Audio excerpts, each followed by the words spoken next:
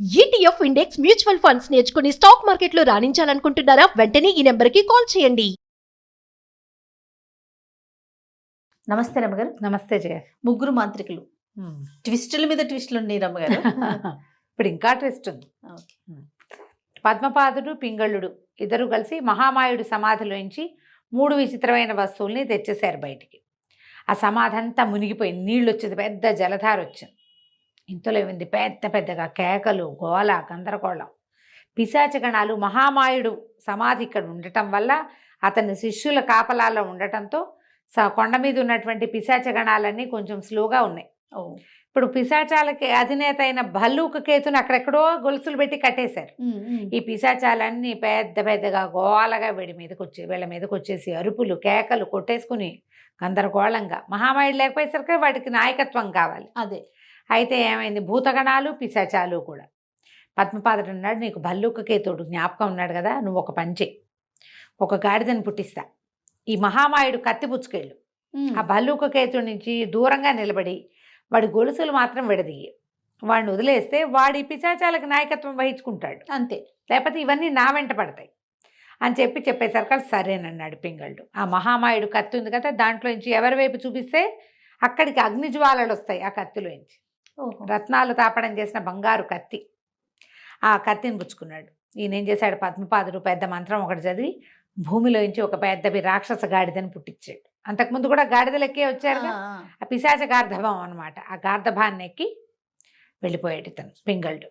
వెళ్ళి ఏ సరస్సు దగ్గర అయితే తను మొదట భల్లూక కేతుడిని 2 పక్కల గొలుసులతో కట్టబడి ఉన్నవాడిని చూశాడో అక్కడికి వెళ్ళంగానే అది కనపడుతుంటే గార్ధభేంద్ర నన్ను రక్షించండి రక్షించండి అని అరుస్తున్నాడు. ఎవరైనా కనపడితే అరుస్తాడనమాట వాడు, నన్ను రక్షించండో నా భల్లూక కేతు. పొట్ట చెక్కలయ్యేలాగా నవ్వొచ్చింది పింగళుడికి. ఇది వరకు నన్ను ఇంకోటి అన్నావు, ఇప్పుడు గార్ధభేంద్ర అంటున్నావు, నేనే మనిషిని, గార్ధబాని కాదు.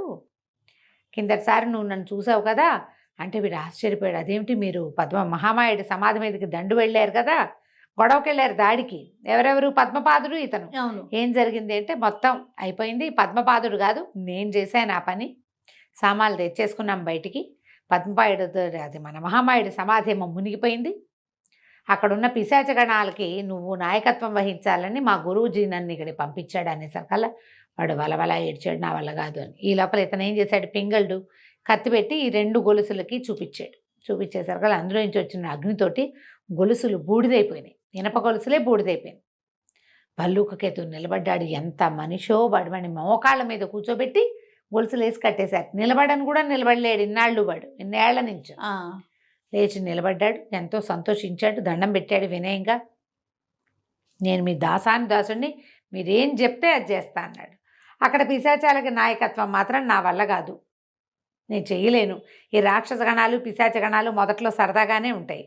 ఈ లోపల మీలాంటి సాహస యువకుడో ఎవడైనా మంత్రవాదో దాడికి వస్తారు, మీకు దొరికిపోతాం, ఇలా కట్టేయబడతావు. ఏళ్ల తరబడి ఇక్కడ కట్టేసి ఉంచారు నన్ను.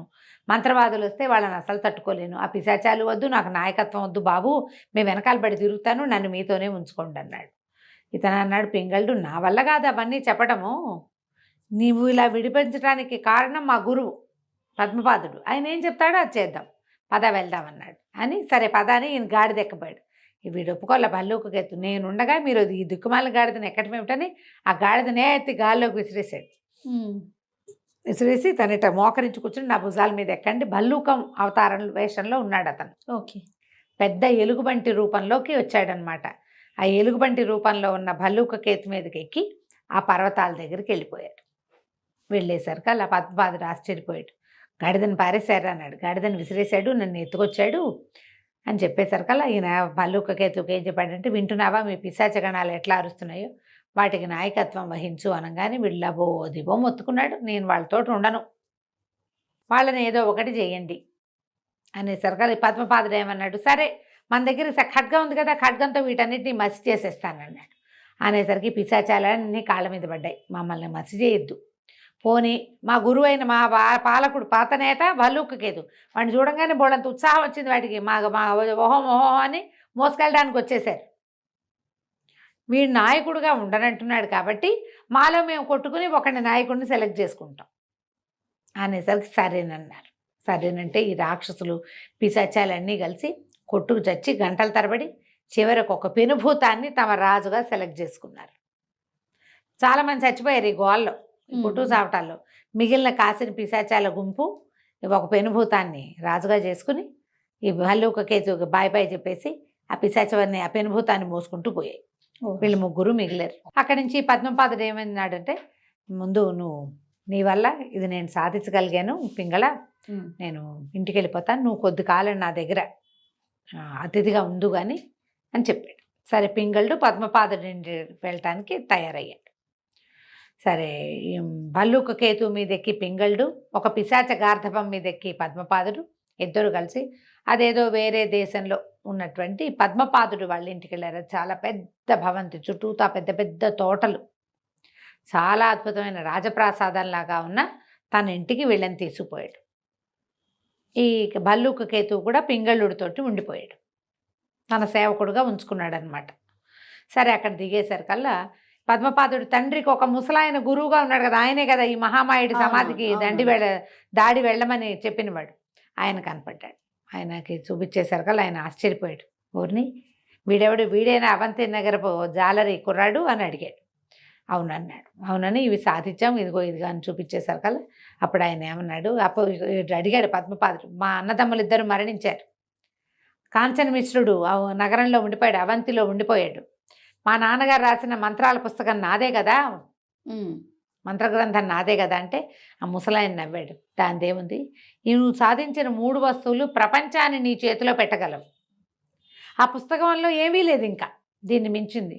మీ నాన్నకి ప్రబల విరోధి మహామాయుడు, తను బతికుండగా మహామాయుడు అంతు చూడలేకపోయాడు, అందుకని తన కుమారుల్లో ఎవరైనా ఆ మహామాయుడు సమాధిని సర్వనాశనం చేసేందుకు మీ నాన్న ఈ షరతు పెట్టాడు.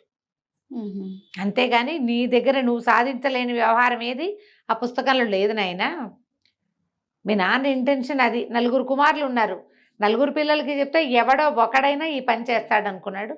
దానికి తగ్గట్టుగానే మొదటి వాళ్ళు 2 పోయారు, 3వ వాడేవి నువ్వు బతికున్నావు. కాంచన్ మిశ్రుడు ఎలాగో ఇందులో లేడు, నీ వల్లే మహామాయుడు సమాధి సర్వనాశనం అయిపోయింది, అతని అధీనంలో ఉన్న పిశాచగణాలన్నీ విముక్తి పొందాయి. మహామాయుడికి ఇంకా సమాధిలో అతని శిష్యులు చేసేదేం లేదు. ఏ వస్తువుల్ని కాపాడడానికి వాళ్ళు జాగ్రత్త పడ్డారో ఆయన సాధించాడు మహామాయుడు తన జీవితంలో. అవి పోయినాయి. ఇంకా నీ చేతిలో ఉంటే ఇక నీకు కావాల్సిందేమో, నువ్వేం చేయదలుచుకుంటే అది చేస్తావు. నువ్వే ప్రపంచంలో గొప్ప మాంత్రికుడు. 3 మాంత్రికులు గొప్పవాళ్ళు, మీ అన్నదమ్ములు 3, 2 పోయారు, నువ్వు ఒకడివి మిగిలేవు అని చెప్పాడు. సరే ఇంకా ఆ మంత్రగ్రంథాన్ని కూడా తీసుకుని పద్మపాదుడు ఎన్నో రోజులు పింగళుడిని తన ఇంట్లో ఉంచుకున్నాడు. అందులో ఉన్న చిత్ర విచిత్రాలన్నింటినూ చూస్తూ చాలా రోజుల పాటు హాయిగా కులాసాగా ఉన్నారు. ఉన్న తర్వాత ఇంకా పింగళుడు మా ఇంటికి వెళ్ళిపోతాను, మా అమ్మ ఎట్లా ఉందో వెళ్ళిపోవాలంటే ఈయన ఏం చేశాడు, బోళ్ళని రత్నాలు మణులు ఎంతో బంగారం, మోయలేనంత బంగారం ఇచ్చాడట పింగళుడికి. ఇస్తే ఇతను ఏమడిగాడు, నాకు ఇంకొక కోరిక ఉందని అడిగాడు. పద్మపాదుడు నువ్వు ఏదైనా అడుగు ఇస్తానన్నాడు. మీ దగ్గర ఒక మంత్రపు సంచి ఉంది కదా, ఆహారం ఇస్తుంది, మా అమ్మకి వంట పని లేకుండా ఉంటుంది, ఆ సంచి ఇవ్వండి అని అడిగాడు.